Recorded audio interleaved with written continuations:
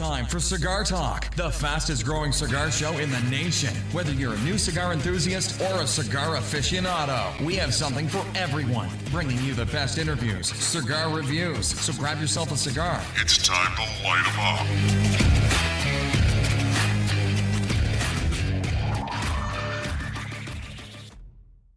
Guys, we've got a special guest with us tonight.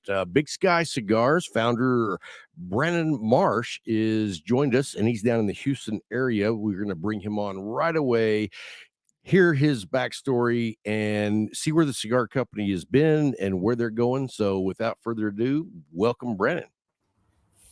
Hey, Rob. Thanks for having me on the show. Hey, thank you for joining us, man. It's a pleasure to have you.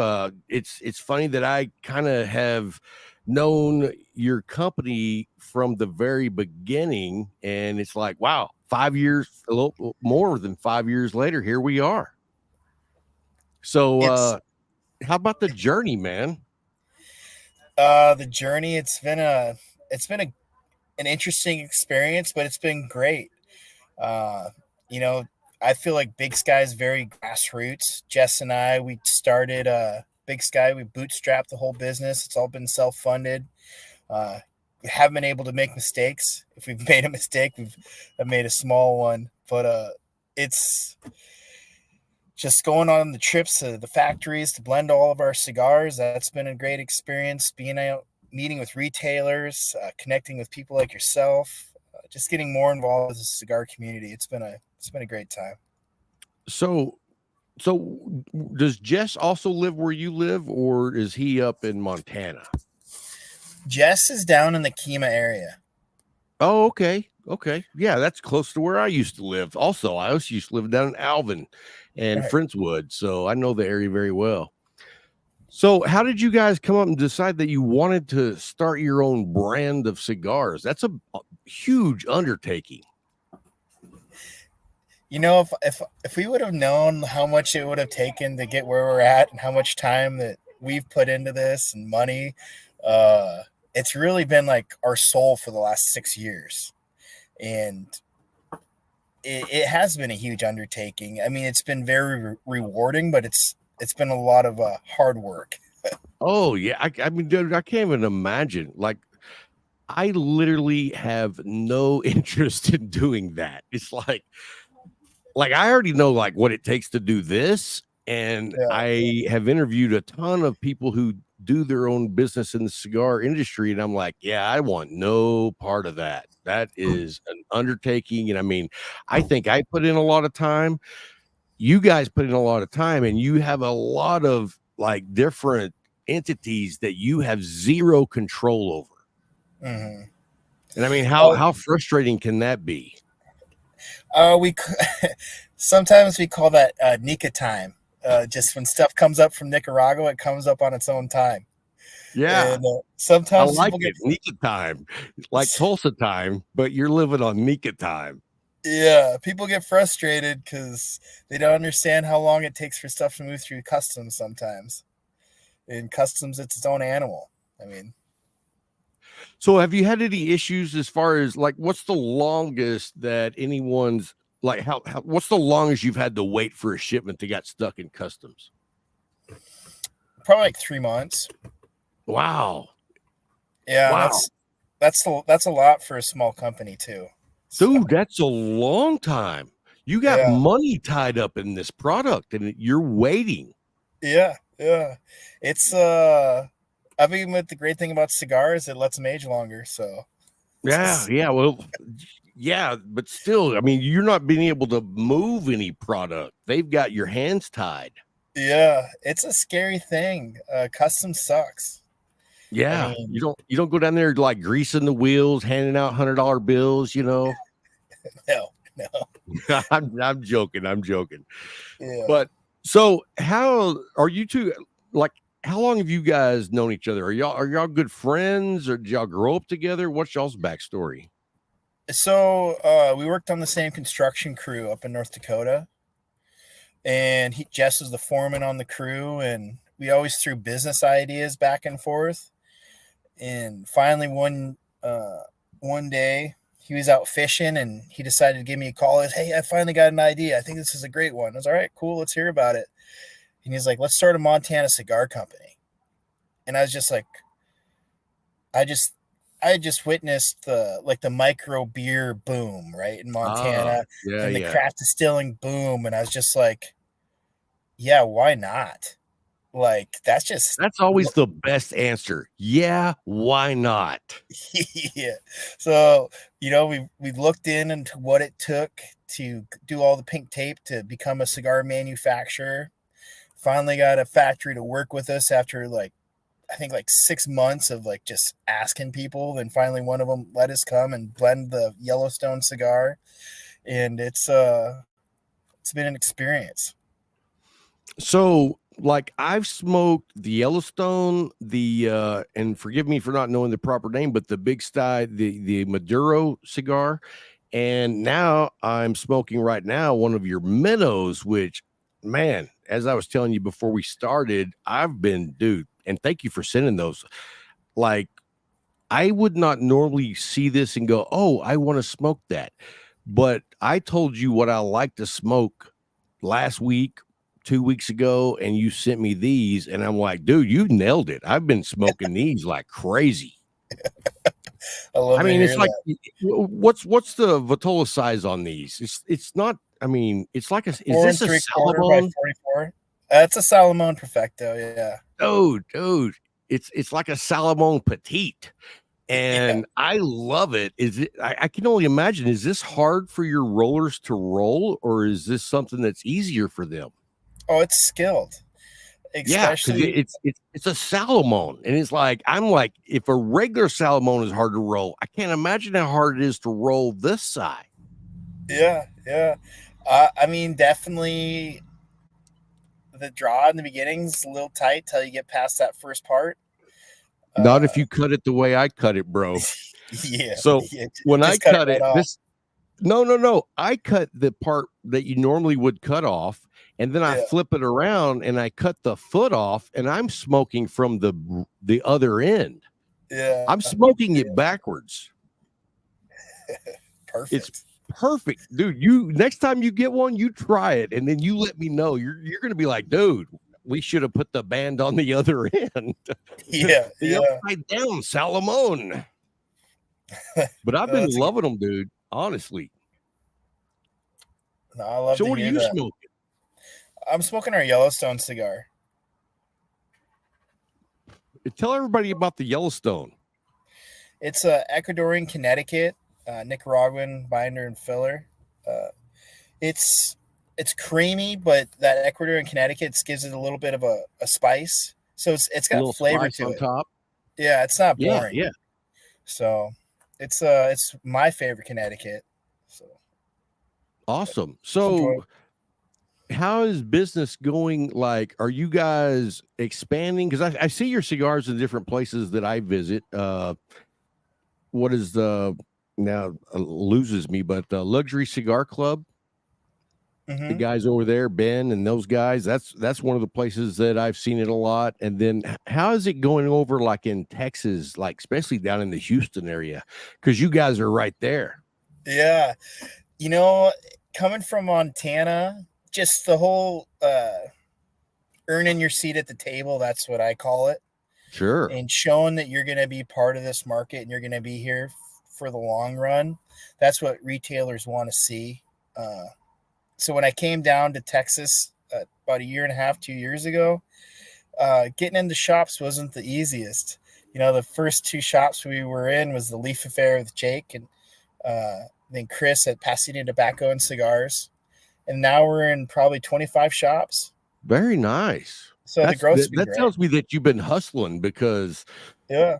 I mean, just because you're in Texas doesn't mean that people are like, yeah, we'll carry your cigar. Yeah. You don't get a free pass. Well, it's cool.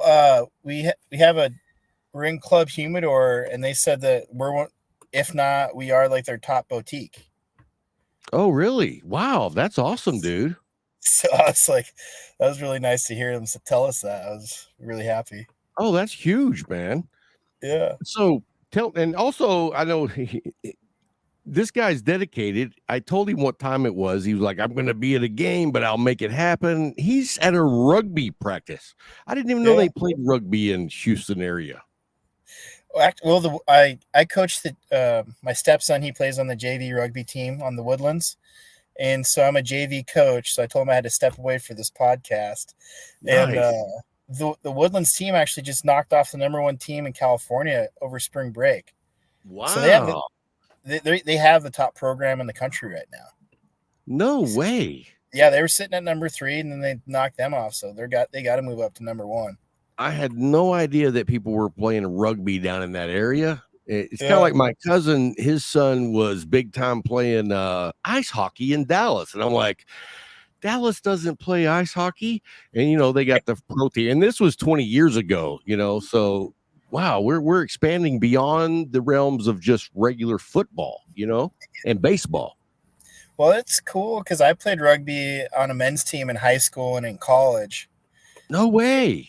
And so it's cool to connect with Gage, my stepson, and then just fun to be back into the sport. I loved rugby growing up, and I've been away from it for 10 years. To be able to come back and be a part of it's been awesome. That is cool. I've seen them play it, and it just looks completely confusing, or it looks completely brutal. Yeah. It's like what they're doing in the huddle, I don't know. But then whenever somebody's just running full speed and they just bull somebody over with their shoulder, I'm like, damn. Yeah, I got a scar from here to here. I took an elbow to the face. So you know the real game. Yeah. I've played it a little while. Well, I don't understand it, but it looks badass. I like watching the dudes play. They are badasses, and it's just it's a man sport for sure. Yeah. No, it's the camaraderie is cool. It's very similar to the cigar world. Everybody's just like 99% of the people are good people, and you go play, you have fun, you're there to socialize, just have a good time. Sweet. So when you get together with the other coaches and parents, you break out the cigars? Not yet. Well, that's definitely on your list to do. I haven't had an adult only occasion. Gotcha. Yeah, can't be passing out cigars to the kids yet. No. At least not and talk about it.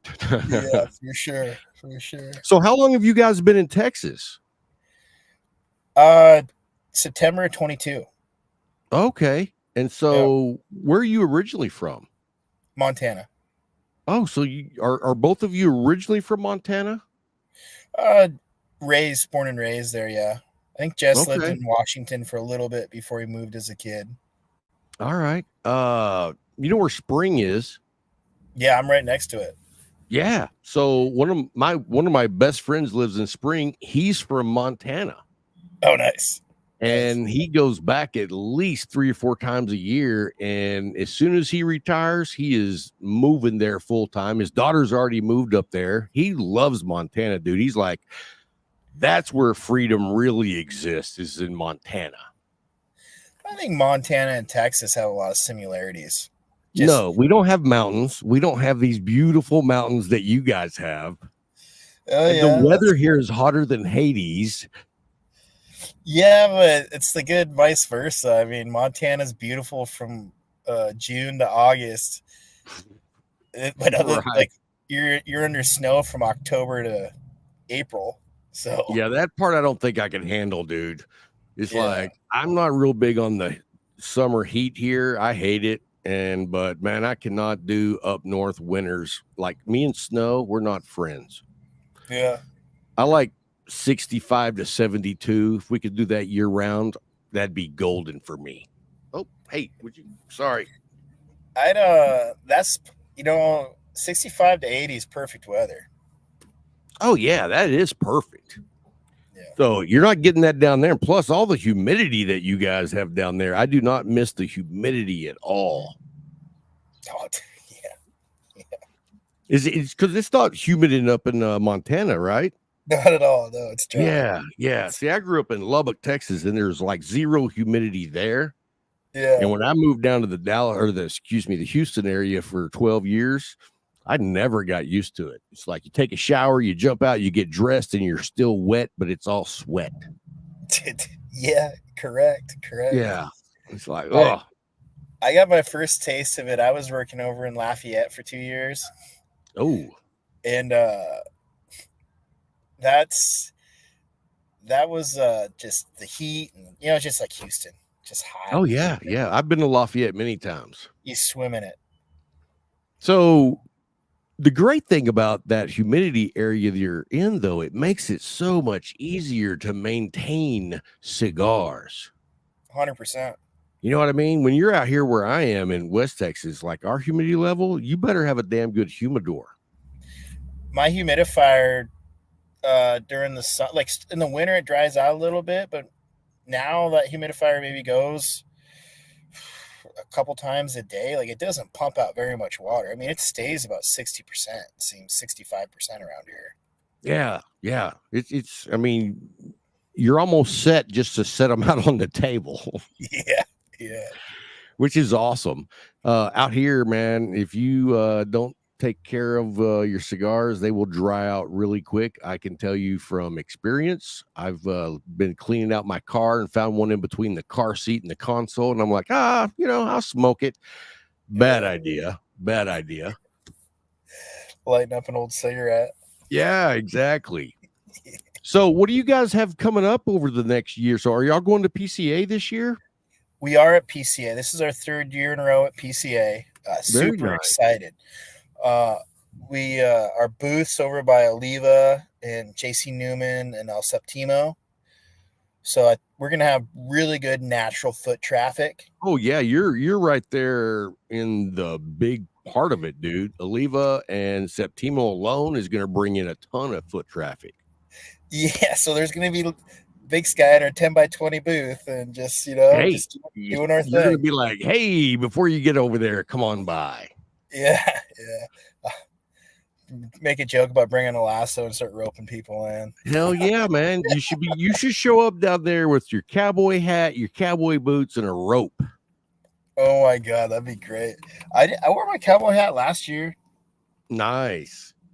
We went to TPE and we took there was 4 of us and we had a great time, and we've been to TPE once before, and I gotta say, I think that's the last trade show we're gonna go to.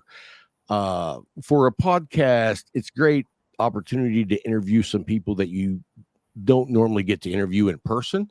Yeah. But at the same time, like, our venue for us is more like cigar festivals, you know what I mean? Where we get to interact with people who listen to the show. And that's, I mean, we love being part of the cigar community. And so that's our vibe. You know what I mean? Yeah. We went this year just because I wanted to go to Vegas. Our first trade show, we did TPE, and it was kind of very nerve-wracking. Just really wasn't sure how people were going to receive this small brand out of Montana, and we're so small. But at that time, we had 3 sticks, and what was cool is we did this cool custom-built log cabin display. Oh, nice! It looked very, very rustic, and just people would just come by because they just were just very just looked beautiful. So we had some really good traffic, and what sucked is we didn't know that the Teamsters charge you to buy you the pound to bring in your display. And everybody kept on coming up and knocking on our wood, like on the cabin. They're just like, you guys paid to get this moved in here? And we're just like, yeah, it kind of hurt. Yeah, you're like, I didn't know. Yeah, that's the crazy thing about doing it in Vegas. And what do you think about the PCA changing it to the end of March versus July? You like that better? I love it. Yeah, because July is ridiculously hot in Vegas. Well, and we the first store that we had facing in Stogie's, after 6 months, Pam and Scott approached us about buying the store because they wanted to retire. So we've had a Stogie's now since 2020, right before 2020, 2019. And so we would just, our sales really starts in May and June when the weather gets nice. And then if you're getting your specials in July and August, like your season's already You're almost missing done. it. Yeah. Yeah. Yeah. So having it now in March, especially these stores up north, they're going to get all their supply in time for their big sale season. Very nice. And So, up there, especially up in the northern states, like those guys don't smoke cigars outside during the winter. I mean, I no, know there's a few guys that have, like, I've got friends that live up north. They actually have like ice fishing tents and they smoke in those. But I mean, that's the hardcore guys. Your average guy, like, once it gets like middle of October to later, I don't see them again until like late April. yeah.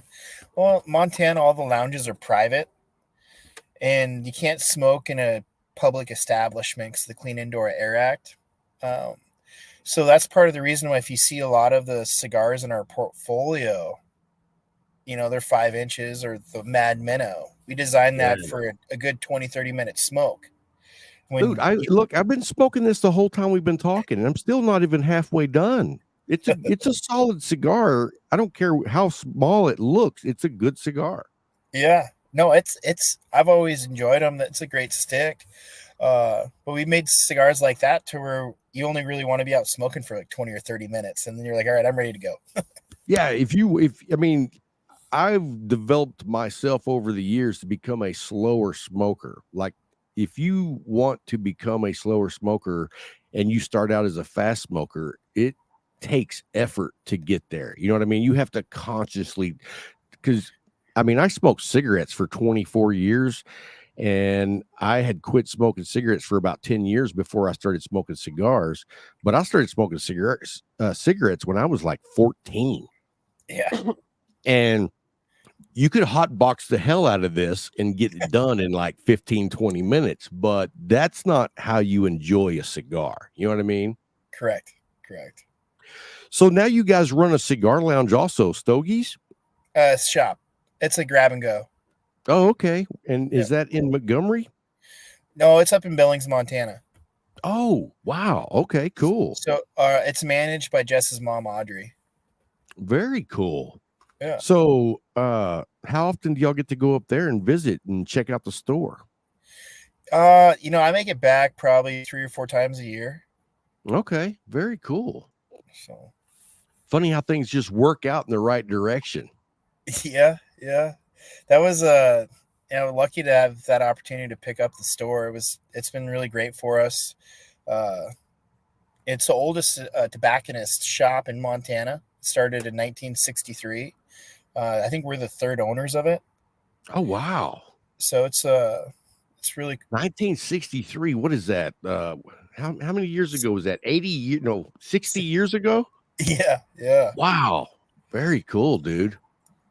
So there used to be a really cool shop like that in the DFW area. And unfortunately, that shop closed down during the pandemic because the owner got COVID and passed away. But that was one of my all-time favorite shops because it was around since the 60s and it was just a cool vibe, And so you got that going on. And I mean, dude, how lucky do you feel to be like running the oldest tobacco shop in Montana? It's lucky, and it's a great shop. We move a lot of Big Sky through it. I mean, luckily our Audrey and Blake, they do a great job of introducing people to Big Sky, and it's helped to make our brands grow because we get a lot of people that hit us up on the internet in our contact form and say, "Hey, I stopped in Billings. I got your cigar. I love them. Where can I find them where I'm at out here?" And so it's been good to spread it out that way too. Very cool. And so does that shop also sell online or is it just brick and mortar? Just brick and mortar. Okay. We have some proprietary pipe blends that we do mail order for. Okay. But that Audrey runs that. I'm not really sure. She has a mail list with that. I see. Well, I just didn't know. So where can someone that's watching go, hey, man, I want to try some of your cigars. Where can they find your cigars that they can order them if they don't have them locally? Club Humidor sells them online. Okay. Club Uh, Humidor, is that clubhumidor.com? Do you know? I think so. The one down in Okay. San Pedro, Thousand Oaks.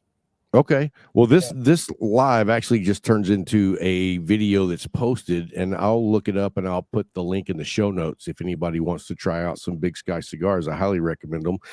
Yeah. And one, I really enjoy the cigars, and two, I love the fact that you guys started bootstrap and worked your way all the way through it. And I mean, you're still working your ass off to make this happen. I mean, this is not an overnight success. You can tell everybody if you want to start your own cigar company, it's a long road. It's been a long road. We didn't have the connections when we got into the industry, so we had to find our own box makers, our own band makers. We first started with Tobacco Costa, and then luckily we met Carlos Sanchez at Tecasa. Carlos blends most of our cigars. Jess was in the Central Park in Esteli, and he's having a Cuban sandwich, and he says he hears this gravelly voice of like, "Hey, what are you white boys doing down here?" And Carlos he's from his Cuban heritage, and he lives in Deerfield Beach, the Miami area, but he owns Tecasa. So he's like, "Hey, you guys come by Tecasa, and I want to show you my factory, and would love to work with you guys about blending a cigar." What Carlos liked about us is he loves hunting and fishing. He's done it all over the world. He's like Nice. an avid outdoorsman, and that really he just connected with our brand. So that was pretty lucky. Oh And yeah. so we have the Bighorn, Madison, Bitterroot. He makes that Mad Minnow, the El Profesor, and our Cryptid cigar. Those are all done by Carlos. Okay, cool. Yeah. So how is it going down there to Nicaragua? I mean, your first time going down there, what was that experience like? So I don't speak very good Spanish, but Jess speaks he speaks good Spanish. He did a semester abroad in Costa Rica, and so we're driving along in the cars and just checking out all the fields and drying barns, and Jess would always be saying something, and the guys would just be laughing at me, and I'd just be like, he's a big jokester and prankster, and so finally at the end of it, he's like, "Brandon, I've been telling him that you love fat girls," and the driver finally he got really awkward towards the end of it, and he looked at Jess and he's just like, "My wife is a fat girl. Brandon could not have her." Oh, it reminds me of the old Cheech and Chong. Whenever he teaches Chong how to speak Spanish, he says, "Tell everybody they're your friend. Just say pendejo." Yeah, dude. So much like that. Yeah. That's awesome, man. Well, let's just yell out some names in the chat here. We got Larry. He's already had to go. He's on the road. Texas Taurus. We got Laura. We've got Jack's Rocks. And then Sketch 88 says, "Go Big Sky, the American dream." Oh, thank you. I love that. Yeah, if you guys haven't tried Big Sky, I love the story and I love what you guys have done. And hats off, man, because I mean, I know a lot of people that actually jumped in the business and thought they were going to get rich and they got broke and they're no longer in the business. So hats off to you guys for, I mean, sticking it out. A lot of guys would have went under when they found out the union was charging them by the pound to put their display at Vegas. I mean, we almost did. I mean, it's lucky that, we have Stogies at shop. It's been a good funnel for us for sale of our cigars. That's huge. But, you can't make a mistake. Like I've said before, when you don't have the funding behind you, like a lot of other people, all of our decisions have to be the right decision, and try to make the best decision you can, because you don't really know what you're doing sometimes, or most of the time when you're starting out in it. Yeah, when you start out, unfortunately, you learn by trial and error a lot, and those errors are expensive. Oh, they are 100%. But you don't forget them either. It's a lesson learned for sure when they're expensive. Yeah. Well, and to put in the right now we're in close to 200 stores in 35 states. But we've done that when we've both been working full time. And finally, when Jess got transferred down to Houston, and I was on a project in Michigan, and he's like, "Hey, Brandon, do you want to go full time Big Sky? We need somebody to do that for it to really grow up to its potential, because we just didn't have the time to put into the business to develop it like it needed to be." And so when I came down to Houston, September 2022, and went full time Big Sky, luckily we had like those first 4 or 5 years of developing inventory, developing brand. I was able to come in and like I had a solid package that I could offer a shop, and it was it was very intriguing. And it's a So lot. it took, You feel more confident too when you walk in and you have, somewhat of a portfolio, say, instead of like one box. You know what I mean? This is what we have. yeah, Because that's how you got started, right? With the Yellowstone. yeah, we had one box, and it had a different band, so we changed our band design. We've changed our box design a little bit. It's always been that rustic look, but we've done some tweaks here and there. I'll tell a story about one of the first shops I went to in Houston, and if you've ever seen Tommy Boy, and Many times. Chris Farley's just like, When he's trying to talk to the guy about the brakes and he's just fumbling all over himself. yeah, so this is what happens when you use this guy's brake pads. Well, I'm in Lone Star Tobacco, and I'm trying to pitch to Forbes. And this is the second time I've met the gentleman, and we're still not in there, still working on that account. We'll see how that goes. Forbes, if you ever watch this, please bring us in. So I'm in there, and I'm trying to deliver this pitch, and like every step I take, I feel like I'm like slipping on ice. And so it was horrible.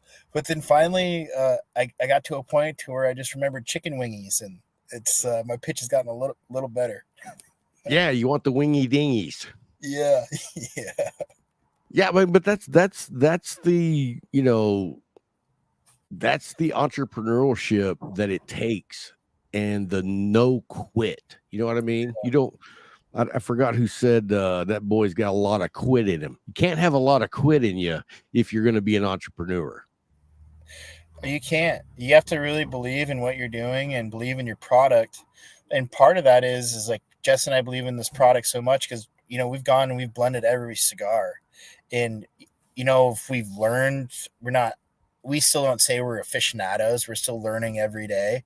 You're no AJ Fernandez. No. I mean, Carlos does a great job. And the last cigar that we made at our PCA last year was our first Dominican stick, and that was blended by a gentleman named Chico Rivas. Oh, cool. So it's a Dominican stick. Correct, the Blackfoot. Okay, so, I didn't even know this until recently. Did you know that Dominican Republic sells more tobacco, creates more cigars than any other country in the world? I didn't know that. I figured it. I did not either. I thought it was Nicaragua, but no, I just found that out like last week. I was like, "Holy crap!" I just told that on the show last week. Was, hey man, did you know this? Because I didn't know. Yeah, that's cool.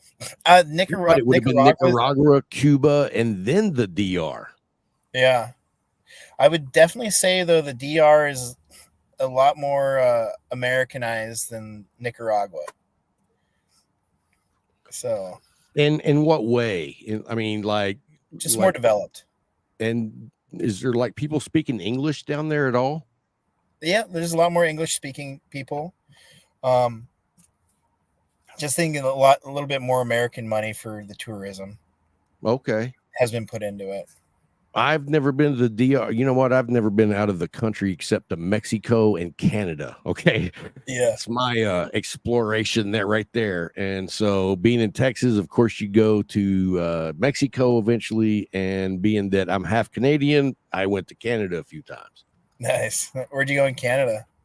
You know where Banff is? Yeah. Alberta, Lethbridge, all that area. That's where my family's from, or my mom's side. I don't know if you know this town, but I played in a rugby tournament in high school, north of Lethbridge, in a town called Vulcan. Okay, I've heard of it. I've never been there, but I know it's not that far. The towns has like life-size Star Trek spaceships around the town. No way. It was a trip. That is cool. And they say that that area of Canada is a lot like Texas. Yeah. The people there, you know what I mean? I guess that's Yeah. why my granddad married my grandmother and stole her away and took her to America or Texas. Yeah, yeah. What was he doing up there? Was he cowboying or? I have no idea. He died way before I don't even know if I think he died before I was born. Yeah. Found some peyote and went on a vision quest up to Canada. You never know. I mean, my heritage, you don't know what the hell they were doing. That's what my son thinks. He thinks that we were raised by indigent people. Yeah. Was it Pecos Bill raised by the coyotes? Yeah, exactly. Yeah. So, well, hey man, we're gonna wrap it up for the show, but I appreciate you taking the time to join us. I know you're busy, and I know we're keeping you from doing what you need to do, but we want to say thank you for sending us the cigars. We've thoroughly enjoyed them, and it's not just me. Larry smoked them, Sam, Ed. I mean, we have a lounge here in the studio, and so people come over and we just give away cigars. We're like, come hang out with us. You got booze here, you got cigars here. What more could you want, right? What are you drinking? This is the Wild Turkey single barrel. Nice. Yeah, it's actually the first time I've had it, and it's one of those bottles that's kind of hard to find, but it's actually really good. I think Wild Turkey 101 is good, but the rare breed, I'm not a big fan of. I think they made it a little too hot, and this single barrel is actually only 100 proof, and it's smooth. Mm-hmm. You enjoy bourbon? Have you ever had Horse Soldier? I've never heard of Horse Soldier. No, I think it's a little more allocated down in Texas, but I really enjoy that too much sometimes. Oh yeah, I can't get enough bourbon on my off days for my regular gig. We go through bottles. Yeah. What do you do for your regular gig? We don't talk about that on Cigar Talk. Okay. No, you didn't offend me or anything, but I keep those two jobs completely separate because my regular job is a career. I've been there for 24 years. It's in the transportation industry. And so I love that job and I want to keep that job. So I don't mingle the two together. Smart. Yeah. Maybe I got 7 more years to go and I retire from that gig. And then I'll tell everybody what I used to do. Oh, yeah. I gotcha. Well, Rob, I appreciate you having me on the show. It means a lot. Oh man, my pleasure, dude. Thank you so much for reaching out, and we're happy to have you, and we'll definitely be looking to hear back from you guys and find out how PCA went. And if there's anything that we can do for you guys, feel free to reach out at any time, man. Well, I appreciate that, Rob. You guys have a great night. So. Hey, you too, guys. Hey, I'm going to put you in the waiting room. Don't go anywhere. I'll meet you there shortly. Okay. Hey, guys, that's going to wrap it up for this week's live. We want to say thank you to Brandon for coming on the show and talking about Big Sky. If you haven't tried their cigars, we highly recommend that you give them a shot. Talk about your just American dream type entrepreneur. They started out, they're doing good, and I can't wait to see them just continue to do better. So that's going to wrap it up for this week's show. And let me get to our closer. And let's see. Oh, there we go.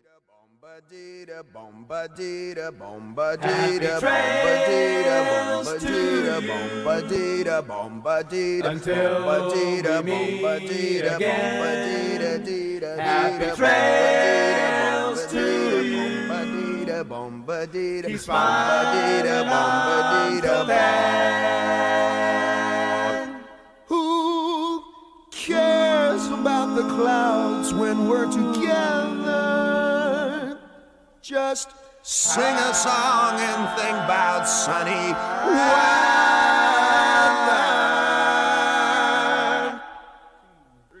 Happy trails to you till we meet again.